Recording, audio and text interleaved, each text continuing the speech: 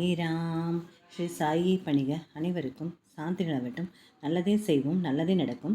சாய்ராம். நம்ம சாயப்பா பார்த்திங்கன்னா என்ன செய்கிறாருன்னா, நாம் என்ன செஞ்சாலும் அவரை ஏற்றுக்கிறாரு. அதாவது விரதம் இருந்தாலும் ஏற்றுப்பார். ஆனால் அவருக்கு விரதம் இருக்கிறது பிடிக்காது. மனசு திருப்தியோடு நல்லபடியாக சாமி கும்பிட்டாதான் அந்த பூஜை நிறைவானதாக இருக்கும். நம்மளுக்கும் மனசு திருப்தியாக இருக்கும். நம்ம விரதம் இருக்கிறன்ற பேரில் விரதம் இருந்தோம்னா கடைசியில் பசிக்குதுன்னு அந்த மயக்கத்தில் இருப்போமே ஒழிய சாமி நிறைவாக கும்பிடணும்னு யாருக்கும் தோணாது. அந்த மனநிலை மாறி போயிடும். சரிங்களா? அதனால தான் அவர் சாப்பிடுங்க, வயிறார சாப்பிட்டுட்டு கும்பிடுங்க, ஒன்றும் அவசரமே இல்லை அப்படின்ற மாதிரி சொல்வார். அவர் எந்த பூஜை முறைகளையும் ஏற்றுப்பார். அவருக்கு அப்படி செய்யணும், இப்படி செய்யணும், பூஜை இந்த இதெல்லாம் இருக்கும்ல, அதுக்குன்னு சில விதிமுறைகள்லாம் இருக்கும்ல, அதெல்லாம் எதுவுமே கிடையாது. ஆனாலும் நம்ம சாயப்பா கூட 1 hour ஸ்பெண்ட் பண்ணணும் அப்படின்றதுக்காக தான் நாம் இந்த மாதிரியான ஒரு சில விஷயங்களையெல்லாம் எடுத்துக்கிறோம். சரி, இப்படி ஒரு அற்புதமான ஒரு பூஜை முறையை யார் செஞ்சாலும் ஏற்றுக்கிற சாயப்பா ஒருத்தர் செஞ்சதை அந்த காலத்தில் ஏற்றுக்கிட்டார். அது என்னன்னு பார்ப்போம். சாய்பாபா சந்தன கோயிலுடன் தர்காட் குடும்பத்தின் நேரடி அனுபவங்கள். சாய்பாபாவின் சந்தன மர ஆலயம். தர்கட் குடும்பத்தினர் சாய்பாபாவை பார்க்க ஷீரடிக்கு அடிக்கடி செல்ல துவங்கினர். அங்கேயே சென்று தங்கிவிட வேண்டும் என்று அவர்கள் நினைத்தனர். ஆனால் அது முடியவில்லை. பாந்திராவில் இருந்த வீட்டில் பாபாவின் மிகப்பெரிய அளவிலான ஃபோட்டோ ஒன்றை வைத்து வழிபட வேண்டும் என்று விரும்பினர். என்னுடைய தந்தைக்கும் தத்தாவுக்கும் இருந்த விசேஷ குணம் என்னவெனில், அவர்கள் பாபாவின் மீது வைத்திருந்த அன்பை வெளிப்படையாக கூறவில்லை.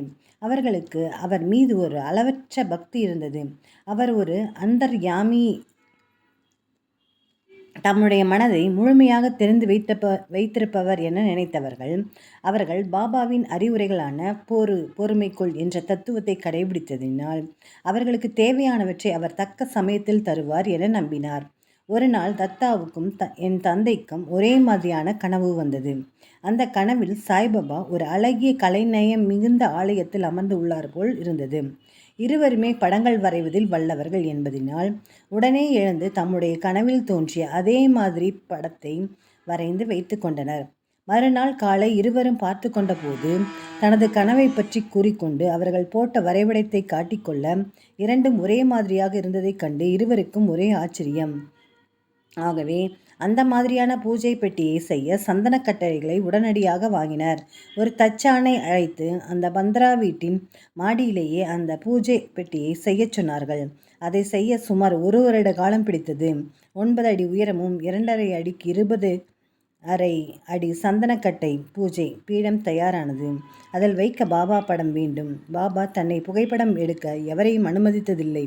ஆனால் அதற்கு அவர் தமக்கு அனுமதி தருவார் என்றே எண்ணினார்கள். பாபு சாஹேப்பும் ஜோதேந்திராவும் ஒரு கோட்டு ஷூட் அணிந்து கொண்டு தலையில் குள்ளாயையும் வைத்துக்கொண்டு சோர் பஜார் என்ற இடத்துக்கு சென்றனர். அந்த இடத்தில் அவர்களுக்கு ஒரு வினோதமான நிகழ்ச்சி நடைபெற்றது. ஒரு முஸ்லிம் கடைக்காரன் அவர்களிடம் மதிப்புக்குரியவர்களே, உங்களை எதிர்பார்த்து இத்தனை நாளும் காத்து கொண்டிருக்கிறேன். உங்களுக்கு ஒரு பார்சல் வந்துள்ளது, எடுத்துச் செல்லுங்கள் என அழைத்தார். அவர்களுக்கு பயமாகிவிட்டது. எங்கேயாவது அந்த கடைக்காரனின் திருடி வந்துள்ள சாமானை தம் தலையில் கட்டிவிட்டால் என்ன செய்வது என எண்ணி அவனிடம் தங்கள் எப்படி அவனுக்கு தெரியும் என கேட்க, அவனும் தன்னுடைய கடைக்கு வருமாறும் அங்கு விவரத்தை கூறுவதாகவும் சொன்னான். அங்கு சென்றதும் அவன் கூறினான், சில நாட்களுக்கு முன் வயதான ஒரு ஆள் அந்த பார்சலை தந்துவிட்டு வரும் வெள்ளிக்கிழமை ஒரு தந்தையும் மகனும் இங்கு வருவார்கள் எனவும், தந்தை ஆங்கிலேயர்கள் அணிவது போல தொப்பி போட்டு கொண்டு இருப்பார் எனவும், மகன் கருப்பு நிற காந்திக்குள்ளா அணிந்திருப்பார் எனவும் அவர்களிடம் அதை தந்துவிடும்படி கூறிவிட்டு அதற்கு கூலியாக 50 ரூபாயை தந்துவிட்டு சென்றதாகவும் கூறினான். ஆகவேதான் வாசலில் அமர்ந்து கொண்டு அவர்களை எதிர்பார்த்து காத்து கொண்டிருந்தேன் என்றான். கடைக்கு சென்றதும் இன்னும் சற்று சந்தேகம் இருந்ததினால் அந்த பார்சலை பிரித்து காட்டுமாறு கூறிவிட்டு அதை பிரித்தார்கள். என்ன அதிசயம்! அவர்களுடைய கண்களிலிருந்து நீர் ஆறாக பிரியுது. அதில் அற்புதமான ஃபோட்டோ ஃப்ரேமில் வைக்கப்பட்டிருந்த சாய்பாபாவின் படம் இருந்தது. அந்த கடைக்காரனுக்கு நன்றி கூறிவிட்டு அவனுக்கு இனாம் கொடுத்த பொழுது அதை வாங்க மறுத்து விட்டான். வந்தவர் தம்மிடம் மிக கண்டிப்பாக இனாம் பெற்று கொள்ளக்கூடாது என்று கண்டிஷன் போட்டிருந்ததினால் வாங்க மறுத்தான்.